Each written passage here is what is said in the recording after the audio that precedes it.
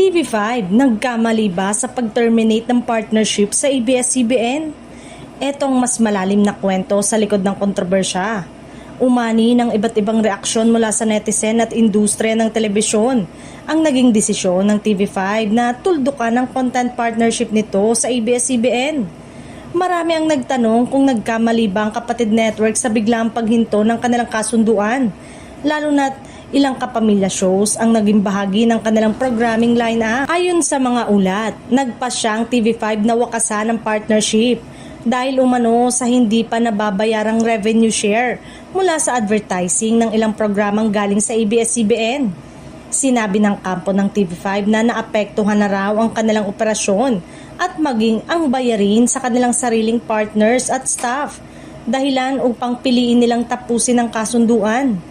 Sa panig naman ng ABS-CBN, ipinaliwanag na hindi sinasadya ang delay sa mga bayarin at may kinalaman ito sa patuloy nilang financial adjustment matapos mawala ang kanilang prangkisa noong 2020. Iginiit din ng network na patuloy silang naghahanap ng paraan upang maipagpatuloy ang paghahatid ng content sa iba't ibang platform at partnership network. Dahil sa paghihiwalay, lumipat ang ilang kapamilya program sa iba pang channel at platform, kabilang na ang bagong partnership sa ibang network. Nagdulot ito ng malaking pagbabago sa TV landscape, lalo na sa mga manonood na nasanay sa halos ng kapamilya at kapatid network sa iisang istasyon.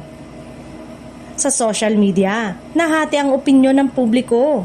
May ilan na nagsasabing maaaring nagkamali ang TV5 dahil nabawasan umano ang kanilang strong content lineup matapos ang partnership. Samantala, may mga naniniwala rin na tama lamang ang desisyon ng network bilang bahagi ng pagprotekta sa kanilang negosyo at financial stability. Sa huli, nananatiling isang business decision ang nangyaring hiwalayan, hindi simpleng pagkakamali o personal na alitan.